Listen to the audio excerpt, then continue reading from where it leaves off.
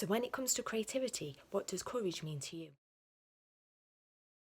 In this special Q&A episode of the Creative Confidence Catch-Up, I'm going to be chatting with Alan Barrett about just that. Who, not what, but who first ignited your love for art?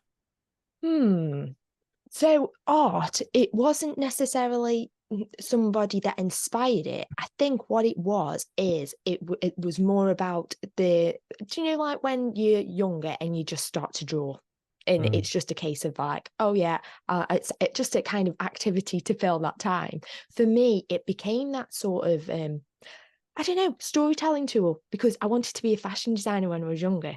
So for me, it was kind of communicating that idea. And at the time, I didn't realise, but it was, so I used to draw these drawings, and then my nan and my mum and they would just like start sticking them up on the fridges and stuff. But when I tried to actually speak as a kid, like I had no confidence at all. So for me, I think it was that a way to communicate.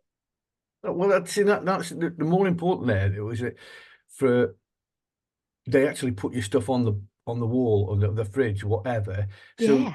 you, without them actually saying, "Oh, well done, Amy, such a good girl," you felt appreciated. You felt that work Yeah. was That's appreciated so by other true. people. Mm-hmm. That encouraged you to do more. I don't know what that's That's so doing. true. Oh, it's a cloud coming past the window. The window. Oh, is it? It looked like a Cloud light. coming past the window. That's what it is. I'm looking at the bulb, and I'm like, no, there's nothing wrong. But no, anyway, leaving that aside. Yeah, so you got appreciated Yeah.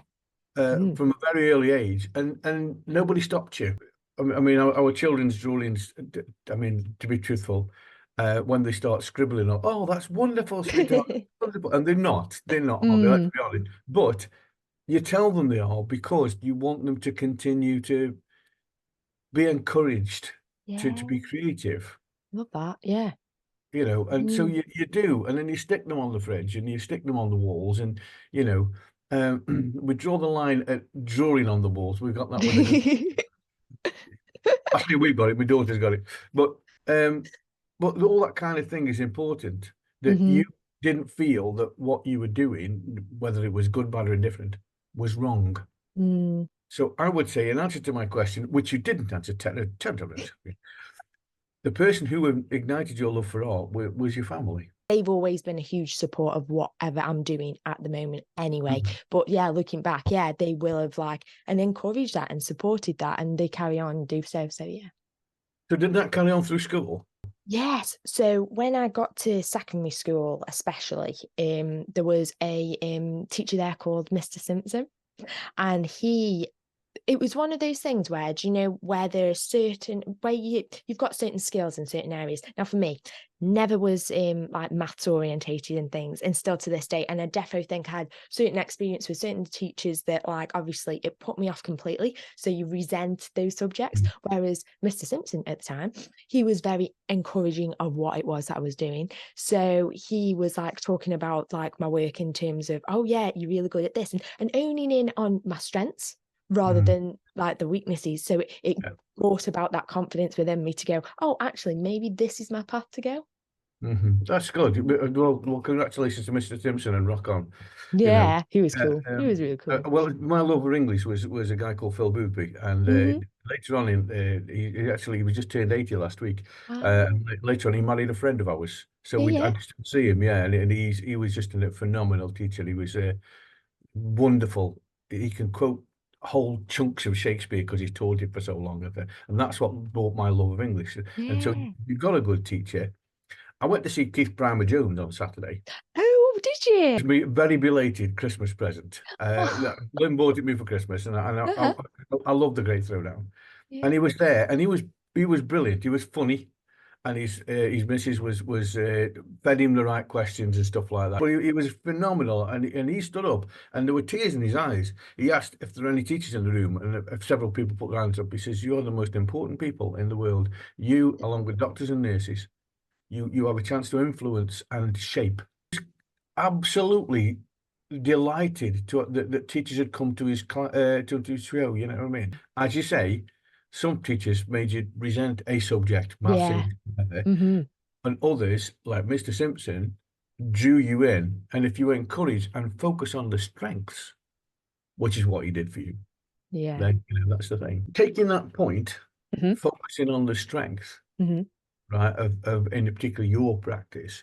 When did you first realise that art as a therapy or a stress relief was worth exploring on a bigger stage? At the end of college, at that time, I had a lot of overwhelm when it came to like the deadlines and things, because when you go through college and uni and stuff like that, you have little projects here, and then at third year or second year it's like doom. For me, that is like my worst sort of like thing, because then I'm having to focus on essays and all these different things. But anyway, what had happened was in college, it had like lots of stuff going on, and it was really overwhelming. At the time, didn't realize it, but I always kind of focused back in on like the creative side, the making, as you speak, rather than like the more essay stuff. And that kind of helped me. But I didn't realize at the time, it wasn't until it happened again at uni, but this time it was around dissertations and things like that. And I'm like, I've got to step back, got to step away, because it's happening. What happened in college is happening again, and I'm not too sure. So this overwhelm, it was like really intense. And I literally had to go back home because I was living in Manchester at the time. I had to like step away and just kind of ignore everything that was going around me, which for me, that's like I'm like, why am I having to do this? So to take myself away from the creative situation, from the academic situation. Yeah. And from it was then after uni that I kind of had to kind of ease myself back into creativity, but the creative side actually helped me to see the light at the end of the tunnel, and also be used as a way to help people cope through the tough times. And then like COVID, when it was all happening with people with COVID who were overwhelmed, I felt it was like deja vu, but in a way for them, not for me, because I'd already been through that. Have you been ever diagnosed with something like ADHD, autism, or anything like that? Funnily enough, so I went for autism assessment, nothing. But I definitely think it's ADHD now. I definitely think so. That's really interesting you say it. Don't forget all the jobs I've done. This is why Oh yeah. Hmm. I worked in care a long time. Don't Yeah, forget, yeah, yeah. and I met a lot of youngsters who, when I was a kid, ADHD wasn't a thing. You were just a naughty kid, pain in the backside, or somebody who was fidgeting and couldn't pay attention. Yeah. That doesn't mean that they got no talent. It's just that they were kind of dismissed. Thankfully, we've got a bit more tolerance and understanding these days. But I would have said you were autistic, just somewhere on the spectrum. That's my personal opinion, but Yeah. that's just me. But definitely ADHD. And the problem is that because it gets undiagnosed or unrecognised, Yeah. you've been able to focus and channel it, which is Yeah. wonderful. But for a lot of people, they can't. It doesn't Yeah. go that they don't get the opportunity. Maybe they weren't encouraged by the parents and family and whatnot. You don't know. You don't know people's lives. Your focus on what I've particularly liked about your practice is you come up with little questions. Are you obsessed with perfection? Do you realize that it doesn't have to be, and you pose these questions on your Yeah. blog and your little comments and stuff like that. And people are obsessed with, and not just in Yeah. art, but in life. It's true, yeah. I've got to look perfect before I leave. Oh man. Example, okay. We're going out. I go to the wardrobe. Is it clean? Does it still fit? I wear it. Yeah. Lynn says, "Oh, you're not wearing that. Purple shirt, red tie. What's going on?" I don't care. I haven't Yeah. got to look at me.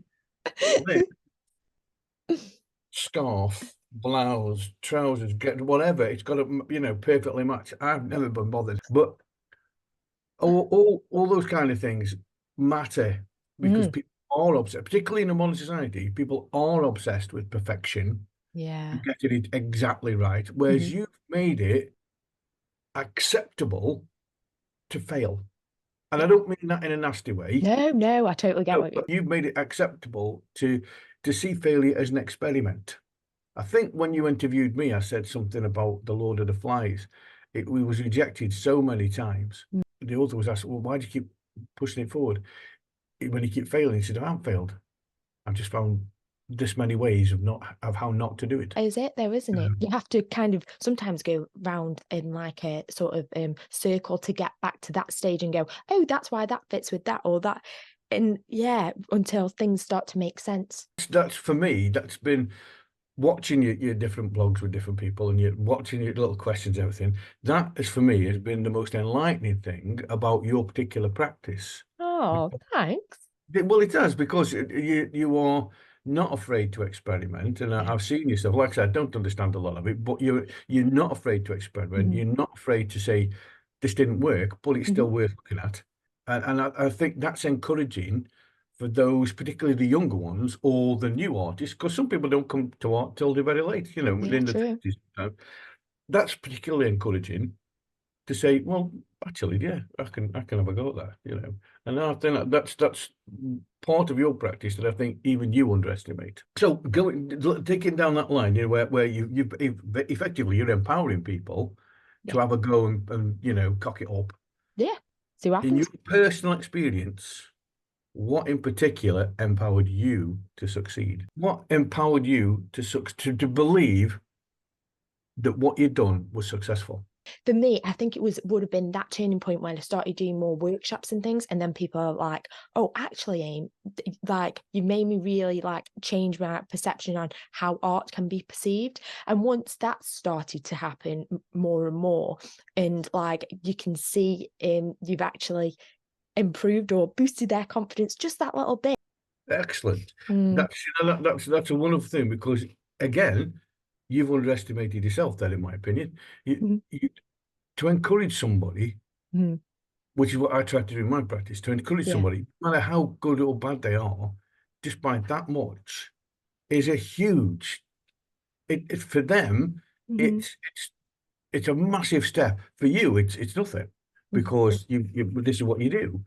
Yeah. But for them, it's a huge thing, and I think you underestimate the impact you have on other people, and I Oh, think no. you know that's so you're grounded now. So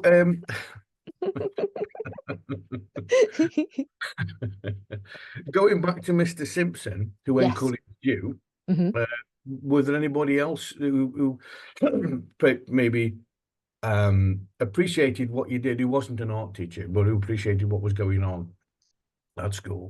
So I can like go back to family again. That, like I Yeah. said, they've always been encouraging. Like my mum, she was a hairdresser at one point, and Another so she artistic skill.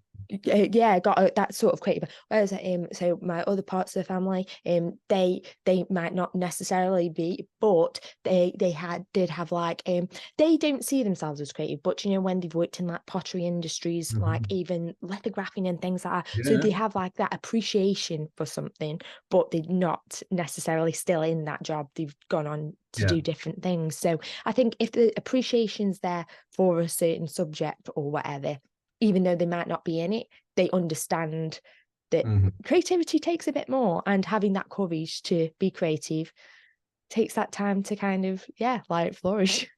Courage is an underestimated word. Mm, You know, to go forward, um, and have that confidence to say, I did this. yeah. Whether you like it or not, it's irrelevant. I'm looking for your approval because we all do. But if you don't, well, I'm still going to create. And Yeah. there's the Mhm, confidence, there's the courage to continue. That's mhm. the important thing. And I think that's what I'm, I'm only looking from my personal perspective, but that's what I've seen you do. Yeah.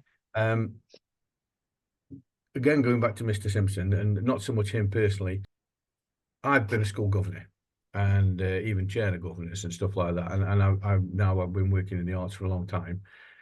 What's your opinion? I know what mine is. What's your opinion on art in formal education? Yeah, for me, this is what I'm strongly passionate about.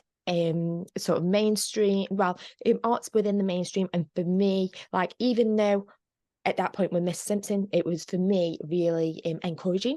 For other people, because of if it is that they've got underlying anxiety or anything like that, one, if they are discouraged just that little bit, it's going to make it 10 times worse. So we really need people who are supportive. Like it's okay being a teacher, but you need those qualities to kind of listen, to understand those people, or students should say, because if they are not understood, then they're never going to reach their potential.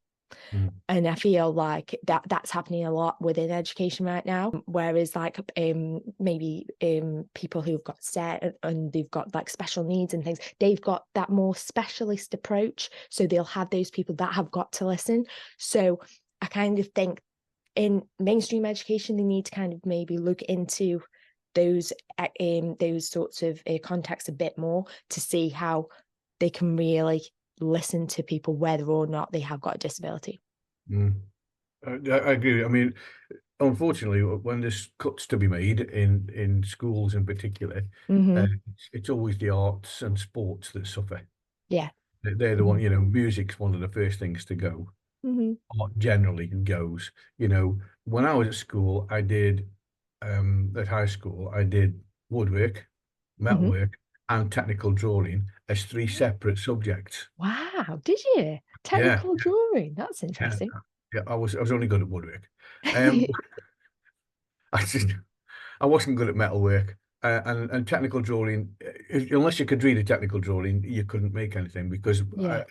as you go through to your GCEs when I was it was O levels. Then what was happened there was you were presented with a drawing, you had to make a piece from it, so you had to understand the drawing.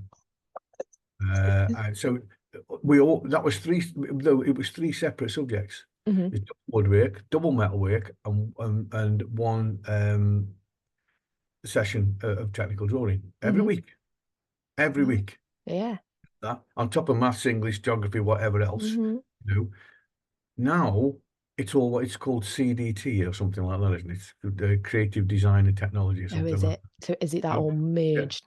And you get, you know, you'll get a lesson of cooking one week, and you get a lesson of woodwork, you get a lesson of plastics, and for me that's not enough. No. You need a concentrated focus on art generally. Yes, I And agree. Yeah. creativity comes in all its form. It doesn't have to be drawing and fabrics and whatnot. I mean, I've seen some wonderful, wonderful carpenters. I stood and watched a guy at a fair many, many, many years ago. The kids were little, and he just took a piece of wood like this, and it was the centre of a trunk, you know, about a 3-inch piece of a trunk of a tree, and he just stood there with a chisel. And I stood and watched him for 45 minutes, and he took that piece of wood and he made the thing. It was a house sign for somebody, That's and amazing. it was a house with a picket fence, the name of the house on it, and the number was etched in the top, and it just amazing with a chisel. That's all he used, a chisel. It was just phenomenal. I mean, I'm quite good at wood. I couldn't do that.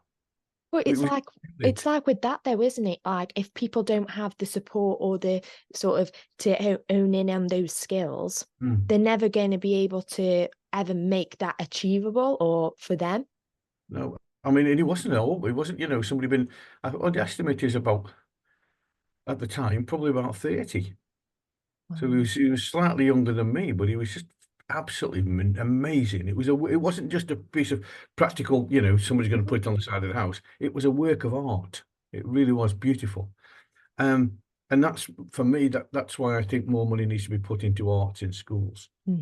Um, that's that sounded to me like do you agree with that or not?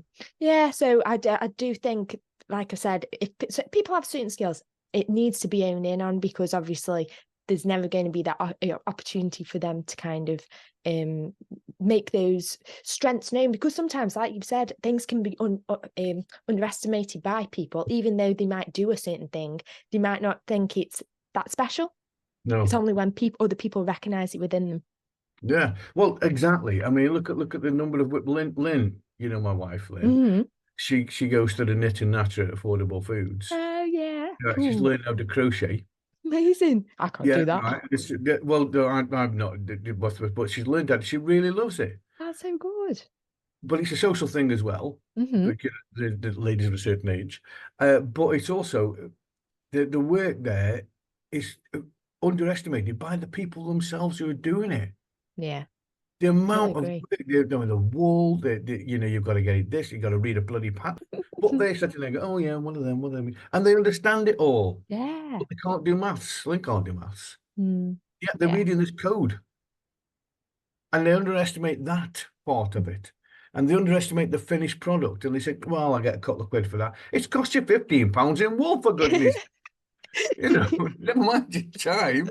And people underestimate themselves all the time. And I think if you've got an artistic pressure, I'm not saying that we should use art just to make money, because I No, hate. no, me too. There's too much It's about got to be that. purposeful. That's Yeah, just me, though. I loathe that. It lets you, well, let's make money from art. Yeah. I'm fortunate. I've made a living out of my artistic skills, um, mostly writing and storytelling, as you know. But art for art's sake, going back to what we said about earlier about it being therapy and a stress relief, and for want of a better phrase, your happy place. Yes. You know, It is, yeah. yeah. Really is. Have you ever found a genre that you just couldn't take to? You wanted to be a fashion designer, Yes. so So I kind of went away from that because became well, it's just a competitive sort of yeah. industry, and I feel that it doesn't align with what I'm about. So I'm all about imperfection, embracing imperfection. They're all about being like totally perfect, and then there was things like I'm more drawn towards the abstract rather than, even though I can draw observationally. For me, I feel that because there's so much of it out there already, because the world's saturated full of it, for me, I always go towards what's more abstract, because the more I'm more innovative in the way that I am abstract, that's more authentically me, rather than trying to become someone else. So yeah. So you don't like the structure?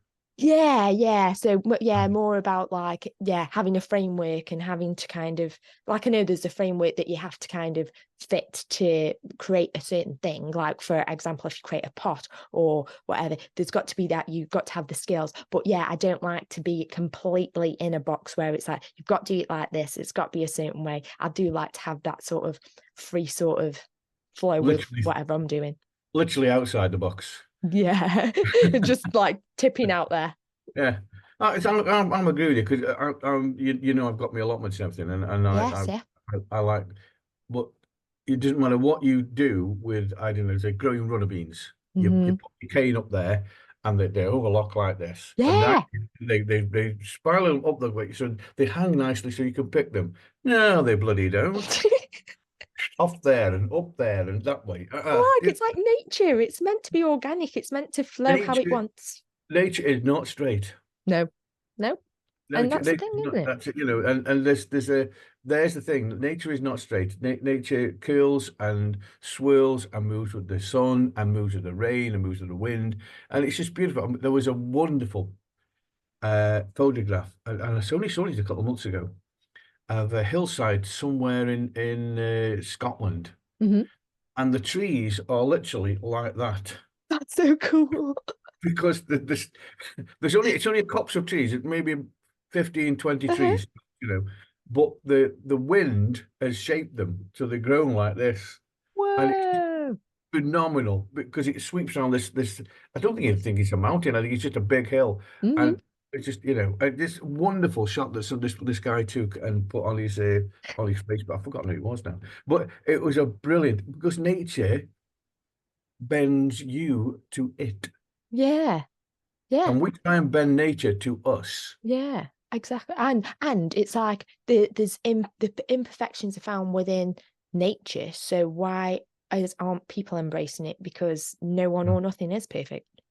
Exactly. I grow the beans, Hmm. and some of them are as big as my thumb. Others like my little fingernail. You know, they're all in the same pot.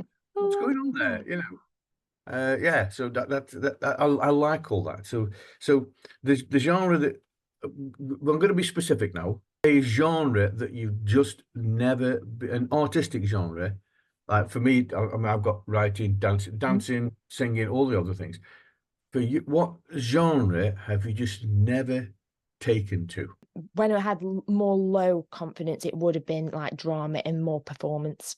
And it Mhm. was just like, I used to be at school and it used to really like, it was that overwhelm again. I'd just be like, oh God, I don't know what to say. Now, how I'm being with my podcasts and things more open. I've got a knowledge about certain things, so I feel more confident. Where back then I was talking about things or being in a situation that I wasn't used to. So yeah, it totally like So yeah, I don't think performance or anything like that's for me.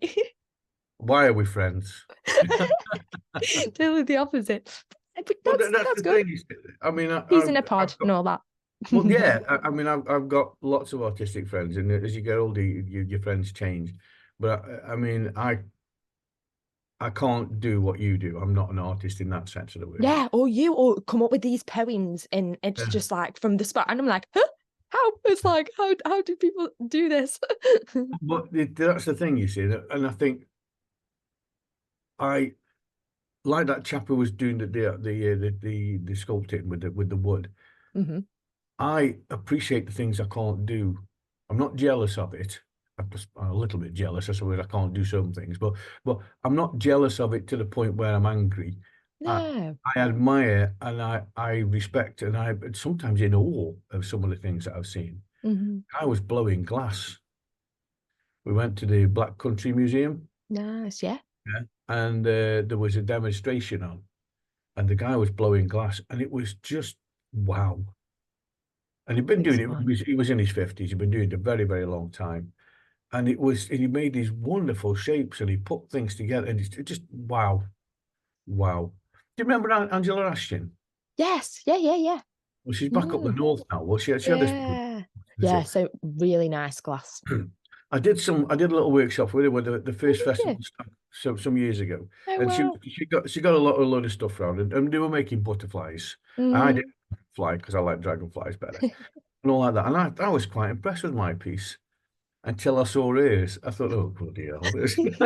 It's just embracing it for what it is. And that's once again, it is embracing the imperfection, embracing what it needs to be rather than what it isn't. And yeah, I just love that. I mean, the shape's a dragonfly, and I thought it done quite well Yeah. with, getting the patterns kind of similar. But she did something. She made this. It was a curved, wavy, like fruit dish Nice. in tartan Wow, that's cool. So it's a in specific sort of, glass. yeah. It was perfect. I think, just so amazing. Such an amazing talent that she's got. Not just because glass has got certain qualities that it bends at this and it shapes like that. Not just because of the actual artistic, but with the science behind it too. Oh yeah. And it was just, and that's what I'm in awe of. That kind of Amazing. thing. And I think, is there anything that you're in awe of? In awe, not just respect and like, but actually in awe. Yeah, so I really like him. I'm really inspired by like basketry, particularly contemporary basketry, and I'd love to like learn more about that. That's something I think I'd definitely like to kind of focus in. Maybe at some point, maybe do a workshop or something like that, because I really like that proper contemporary basketry and traditional, to be fair, and how that kind of evolves. It's really interesting. On that note, the fact that you want to keep learning is a major thing because there's more. There is a And you're lot still more. very young. I mean, you're only 50 next year, so but it's all you never stop learning about anything, but in particular your practice, and that's I think for those of us who are looking on at you, that's a wonderful thing to part with, that you don't feel that you have stopped learning. And that's for me, that's a great inspiration for others who, well, I've done that now. What else to do? Well, you keep going on, and I thank you very much for asking me to do the interview. No, thank you for joining us today. It's been much appreciated, but it's been very strange having it on the other foot. But it's been really interesting because you get to learn a bit more about yourself, and I love that. No, thank you so much, Alan. It's been You're much very appreciated. welcome, mate. You take care. God bless. And you. See you later. Bye bye.